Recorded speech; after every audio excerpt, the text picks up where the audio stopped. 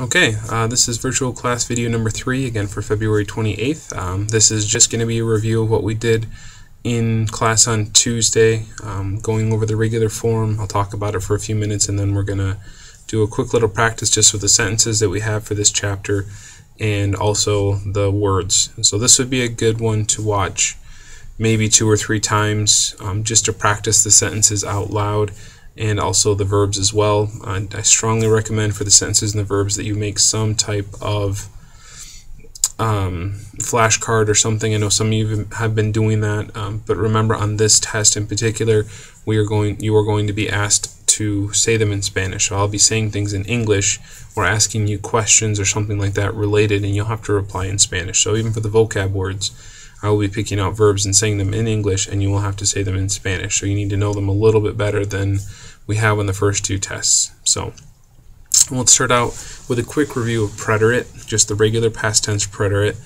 Again, I know I've said this a million times, but preterite is just past tense snapshots. It's when you have a definite time, something that has started and stopped, something that you can kind of picture in an instant, maybe even if it happens over a period of time. So I know it's difficult to really understand that until we get into the other part of it, and even then it'll be a little bit confusing. But if learning Spanish was super easy, everybody would do it. So let's go through the conjugations first of all. These are standard conjugations, just like we learned about with present tense. They do follow a pattern, and again, you take off your AR, your ER, or your IR, and you add things. And these are, just regular verbs. There's a big set of regular verbs. There's a slightly smaller set of irregular verbs that you'll need to learn at some point down the road.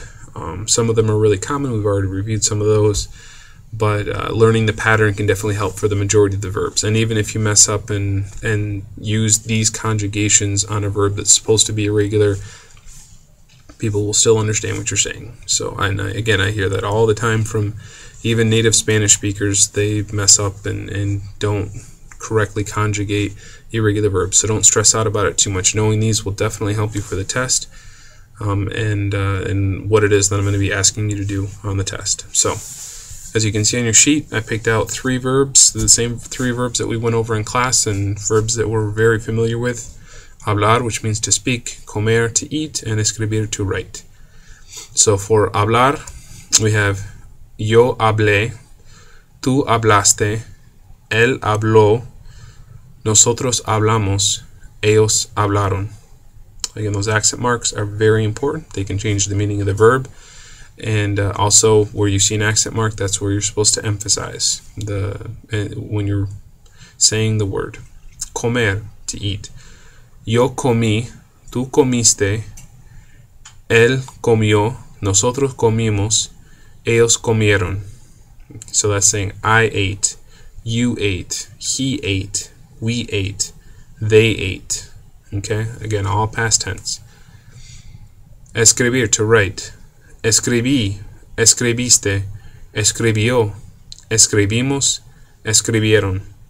And notice that the ER and the IR verbs in the past tense took over the IR verb format. And even comer, the ER verb, took on an IR verb look. And when we looked at present tense, it was kind of the opposite. Like the IR verbs took over the ER verb, or the IR verbs were taken over by the ER verbs. But even in the nosotros form, they still remain the same.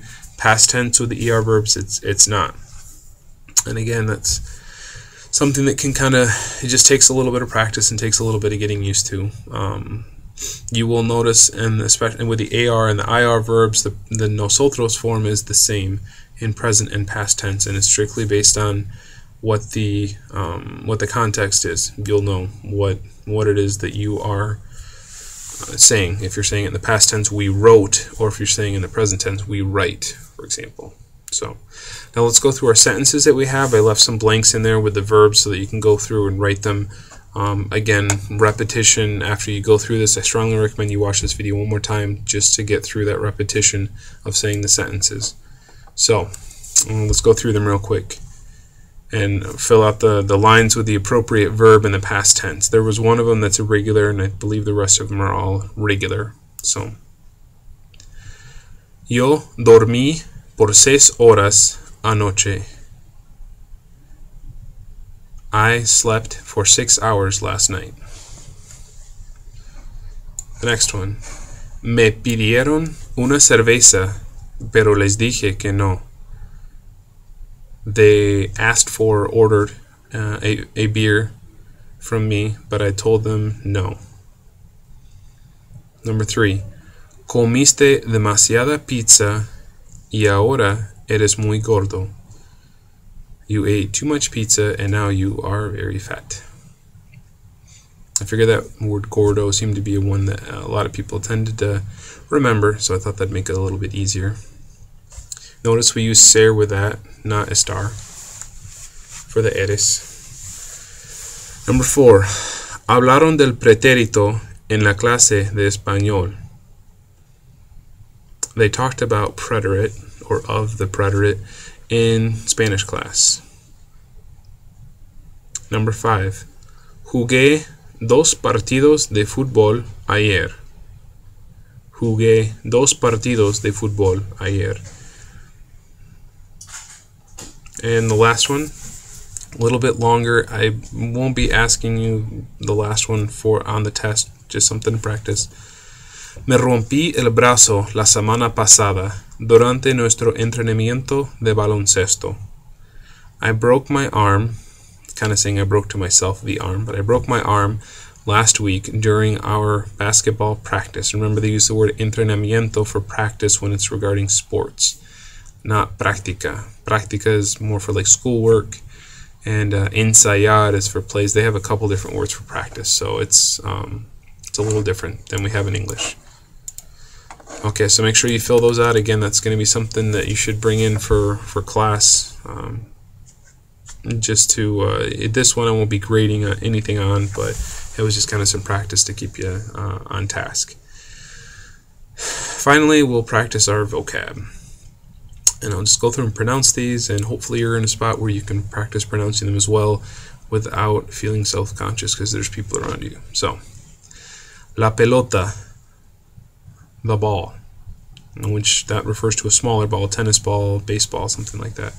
El balón, that would be a ball, but a bigger ball. El balón. So that would be a soccer ball, basketball, something like that. El partido. El partido. That means the game. Sports game. Jugar. Jugar. That means to play. Patear means to kick. Patear. Tirar. Tirar. That means to throw. And they also use the word lanzar. We're not putting that down as a vocab word, but lanzar does get used in certain sports vocabulary as well. Correr, we all know correr. El baloncesto. El baloncesto. That means basketball. Next one's really easy. El béisbol. El béisbol. Baseball, that's baseball, just pronounced. La cancha. La cancha. That means court. Anything that's kind of got a prepared turf. Usually like a harder turf, they'll refer to as una cancha. El campo. El campo.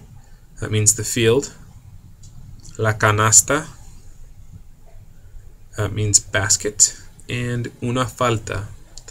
And falta has other meanings as well, but in sports terminology, it can mean a foul.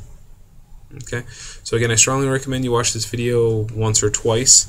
I'm going to post a few other things just kind of for you to look at. I'm going to post a link for our video that we have that we're working on for this chapter, and although most people should be able to find it regardless.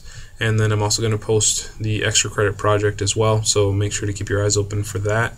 And I will see everybody next Tuesday, and we'll finish preparing for the test, do some more practice, and go from there. So thanks, and have a great weekend.